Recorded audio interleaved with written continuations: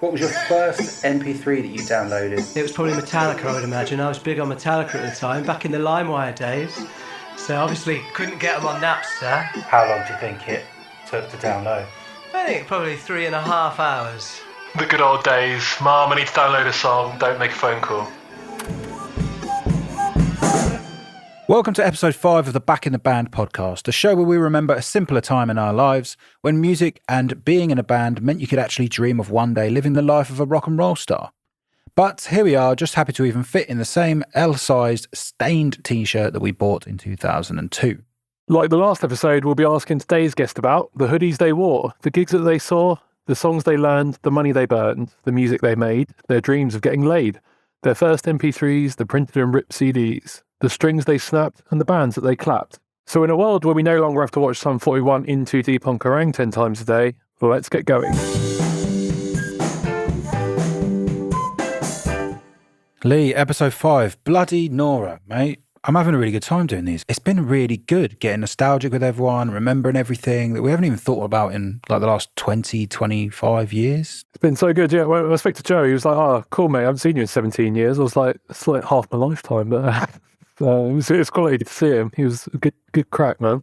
Yeah, really, really good, man. And I don't think I've actually stopped listening to Sixth ever since we had that chat with Joe. And yeah, it's really taken me down a rabbit hole and listened to loads of different tracks and albums and music that I was absolutely obsessed with all those years ago.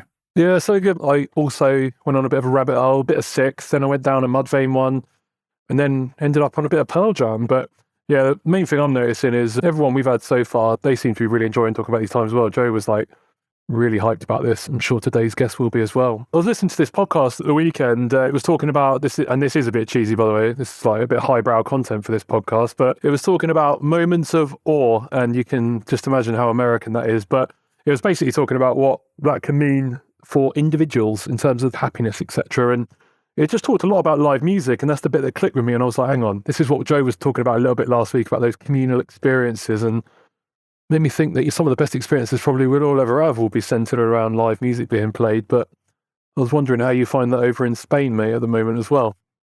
I think, to be honest, it's one of the things I missed the most, actually, so far, apart from the people, of course. But yeah, some absolutely amazing memories, even here in Spain, to do with music. I remember a few years back, we went to a bar in Sevilla, and it was just a typical sort of corner bar, flamenco bar that had this old boy playing with his nephew on the acoustic guitar in the cajon, and it was just such a good vibe. Like everyone just really enjoying it and embracing music for being music, not over the top, you know? It was just down to the roots, and just stands out as, honestly, like one of the top 5 moments of my life, I swear. Even when I came over last summer, there was some sort of fiesta going on in the town, wasn't there? Some sort of festival, and it was all that. It just brings the people together, man. That's what it's all about. Speaking of bringing people together, let's introduce our guest today.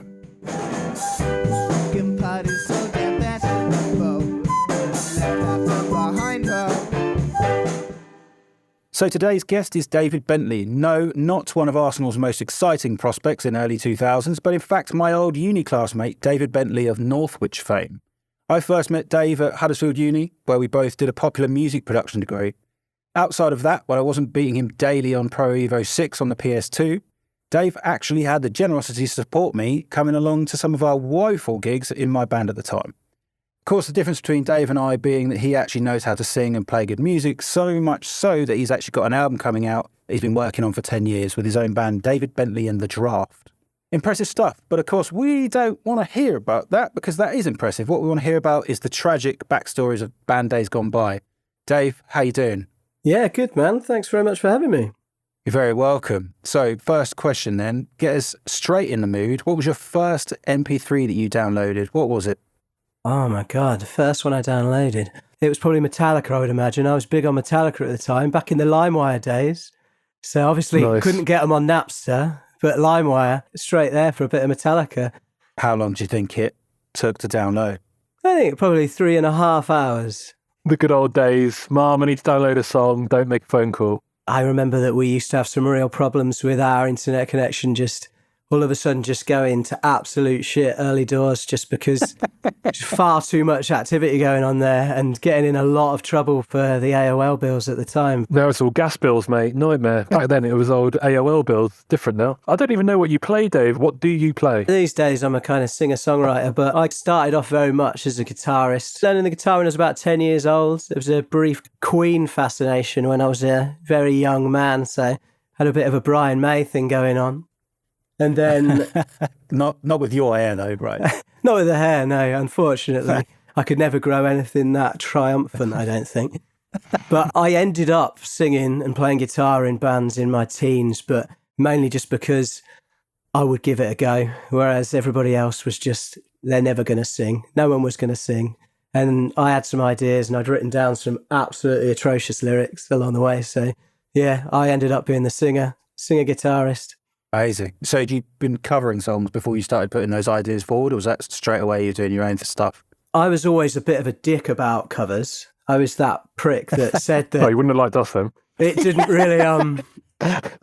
I didn't really see the point, personally, although I was made to realise quite quickly that no fucker really cared who we were or what we were doing. So playing a couple of covers along the way was quite an important thing to do.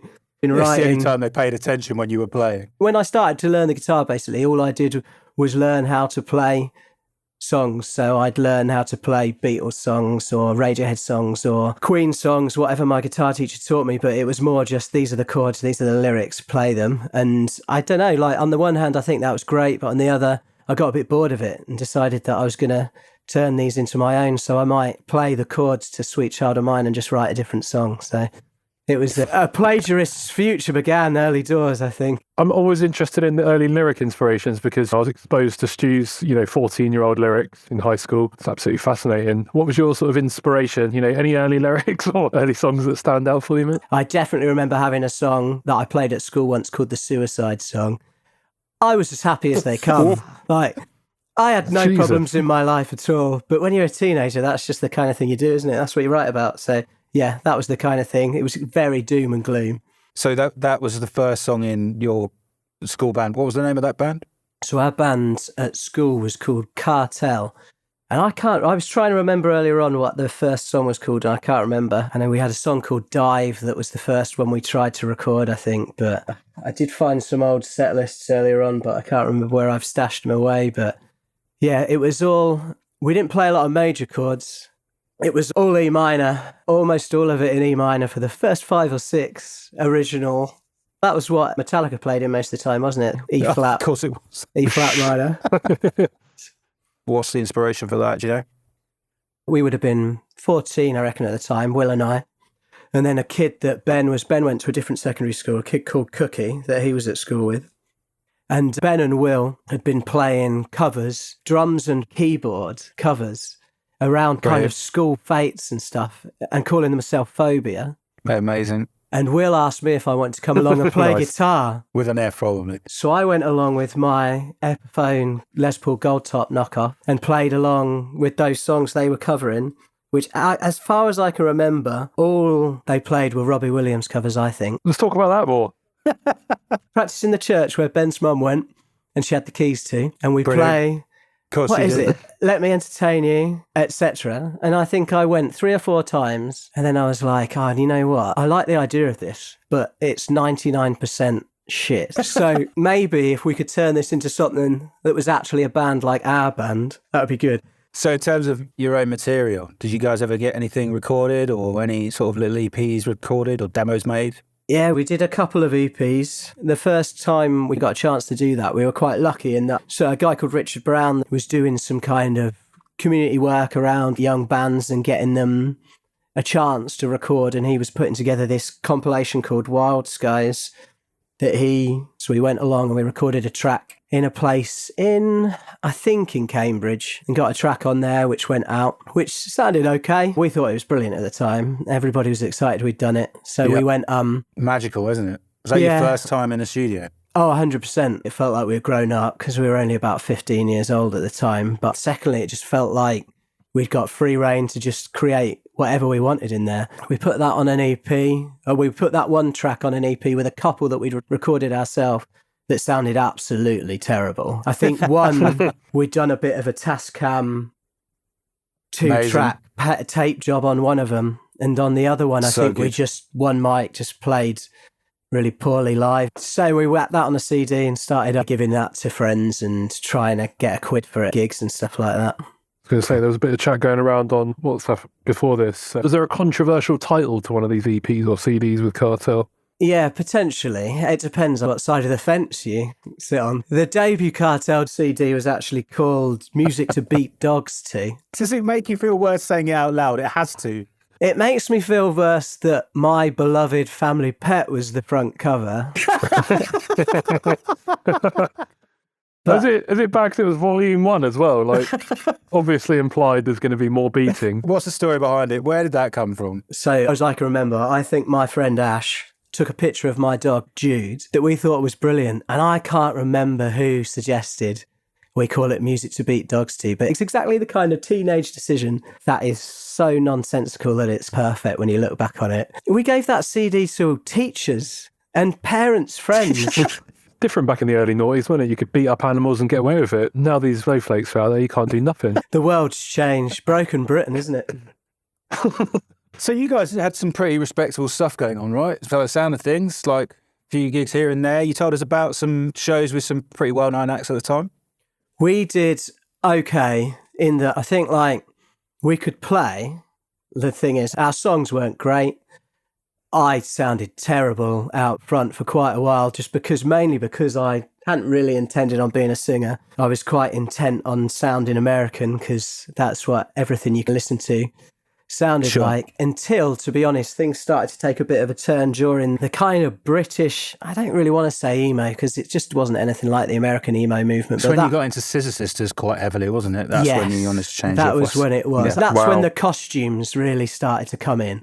But no, we were really into bands like 100 Reasons, Hell is for Heroes, stuff like that in particular. That was our thing at the time. And I can't take credit for it, to be honest, but our drummer, Ben, one of my best mates, he was really a driving force behind just getting out there. He was a little bit of a businessman.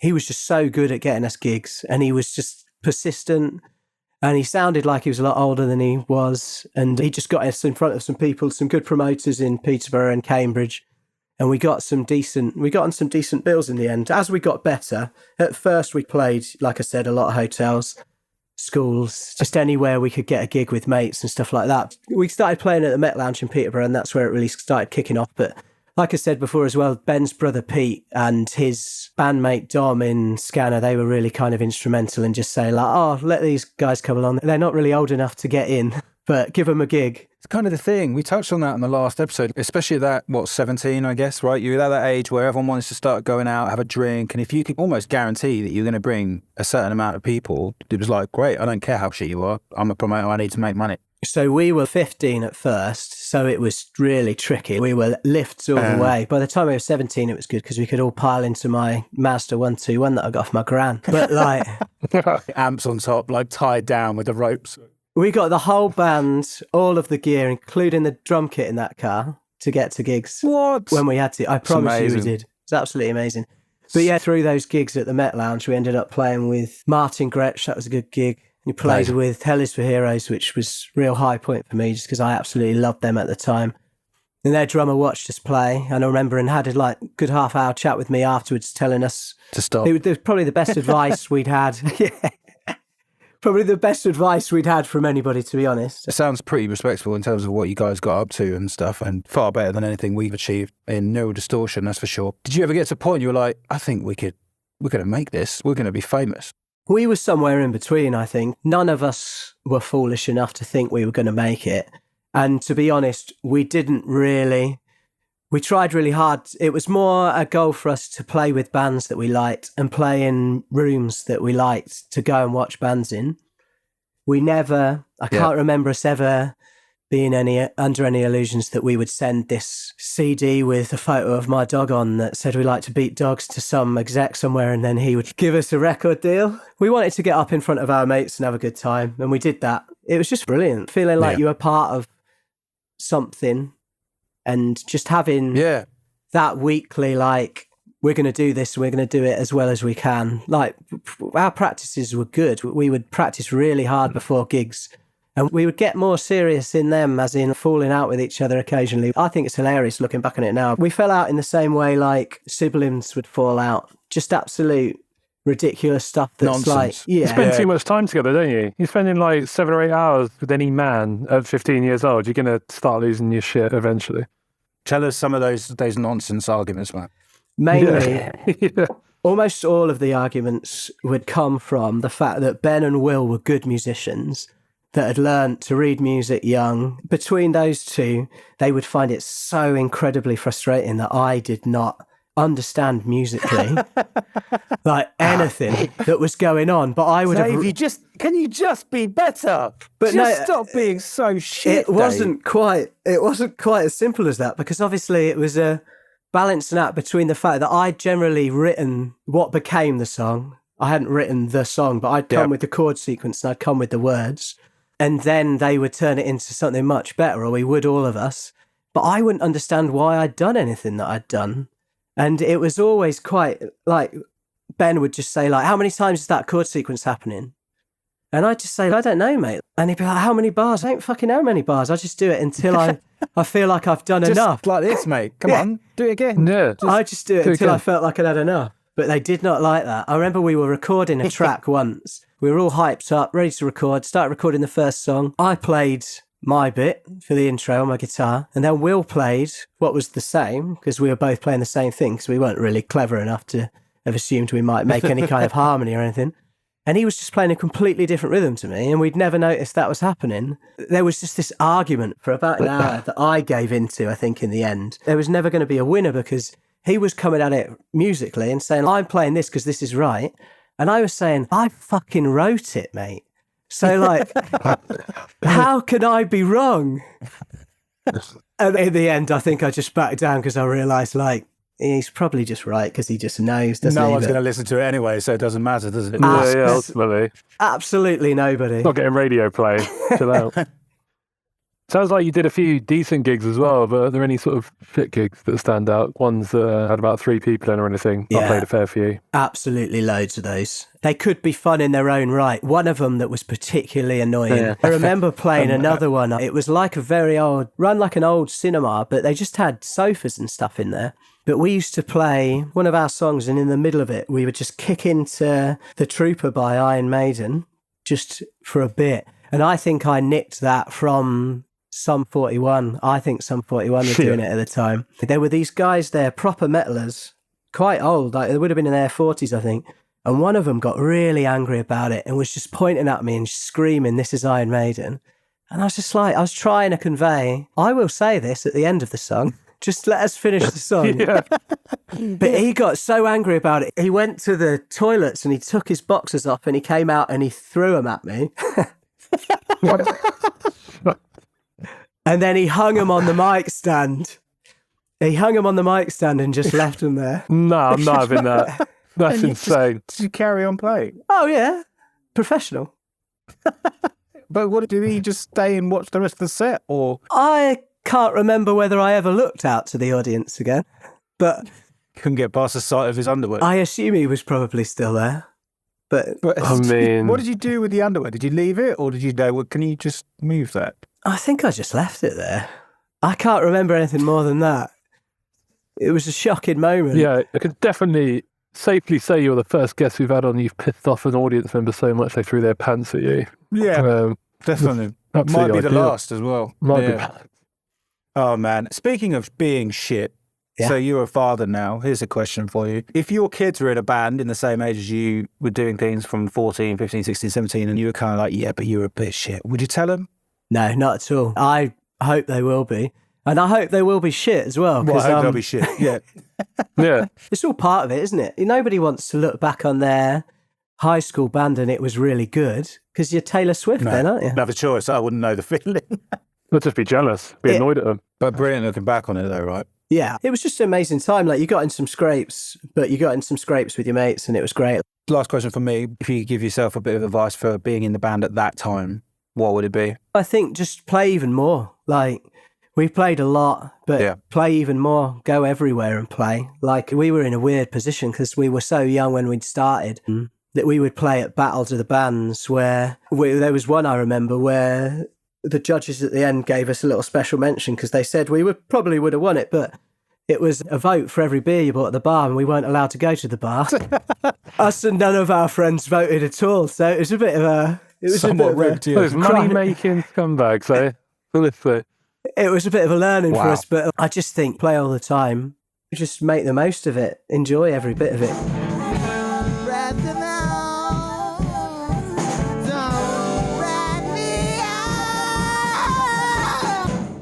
So time now for our next feature, which we're still calling My Napster, where our guests can choose a track that most reminds them of their days being back in the band.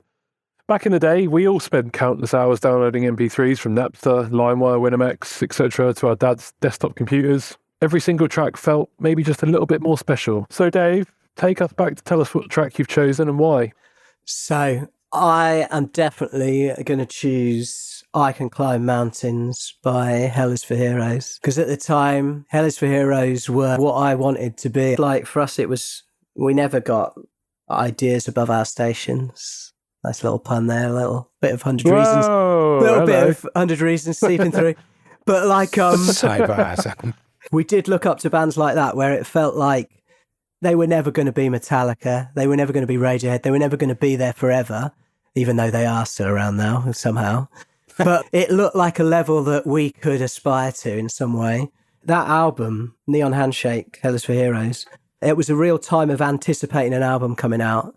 I remember waiting for that to be available, waiting to get that album. And in that track, a few of them, Night Vision, You Drove Me to It, on LimeWire. Get them on LimeWire, whacking them on Minidisc, I think.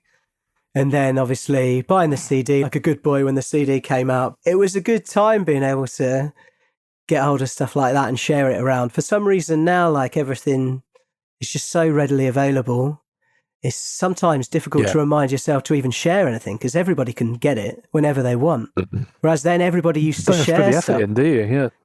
Different world, man. I remember Mark Minor. We were sat in one of our lecture. He was at the front and he said, "I'm telling you now, in 5 years maximum, streaming is going to be massive." I remember sitting there going, talking about, mate, like, no, it won't be. Like, people will still be buying CDs, whatever. It was fucking bang on. It was like, everyone here will be paying £10 or something a month. And then Radiohead ruined it all, didn't they?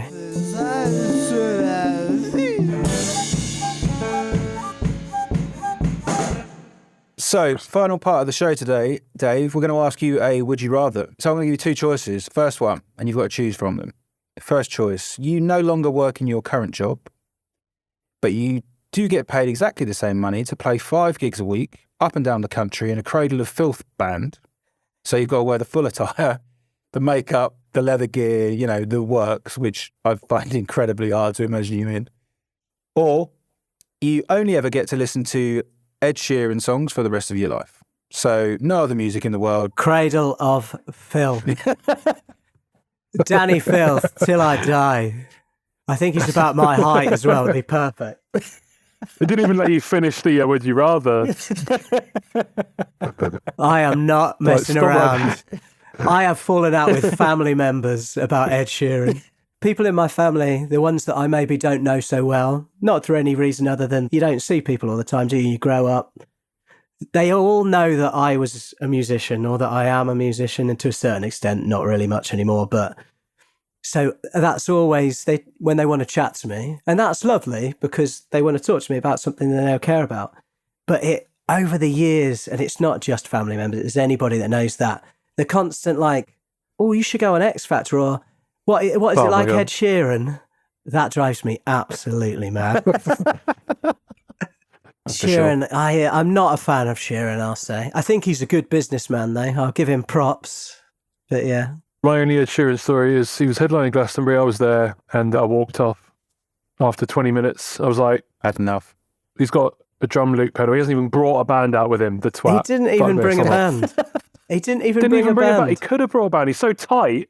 Such a fucking tight ass. He didn't even bring a full-sized guitar with him. That's how that went. Speaking of arseholes, mate, I think we'll wrap it up there. But cheers for coming. Appreciate the chat, and I hope you've enjoyed it. Thank you very much for having me. It's been very enjoyable. Taking a little walk down memory lane. Now, that's the end of episode 5. Some ridiculous stories from Dave. Really enjoyed that one, Lee. What do you think? It was another cracking episode. Obviously, Music to Beat Dogs 2 Volume 1 is the best EP title I've ever heard. I mean, I'm never going to forget that. That's so good. And I don't think we ever really found out the reason, and which is probably for the best, but just typical classic 15-year-old stuff, isn't it? Oh, good. And just like no one judging it either, just like handing it out and no one even mentioning it. So, cheers for this CD. But I particularly loved hearing about that guy that was so annoyed he was playing Iron Maiden, threw his pants at him on stage. I mean, it's like, did that actually happen, Dave? I might have to fact check you, mate. Might have to fact check you. It's just so ridiculous. If you don't laugh, you'll cry, won't you? It's just one of those situations. But yeah, I know it's just so hard to imagine how you'd even react to something like that. You hear the stories of girls throwing their under at you. They're so in love with you as a rock star, but not quite what you dream of just because you were covering Iron Maiden that some guy's just put his pants on your mic stand. Outrageous. It's like so odd, such odd behaviour. Very odd behaviour, but, we're here for these stories and love them, and I've loved every second of it so far. So let's call a wrap on this one as well, episode 5. As always, please do subscribe and rate the podcast with 5 stars. I mean, you can give us a 1, but that would be quite harsh, wouldn't it? And as a way of saying thanks, Lee would happily send you a pair of his size 15 checkered Vans plimsolls. A massive thanks to Dave for being on the podcast today. If anyone's got any suggestions, please get in touch. And if you know us and you'd like to be a guest in the podcast, or you know someone who might be up for it, just say hello and we'll send you a link to an AOL chat room to get you booked in. Thanks for listening.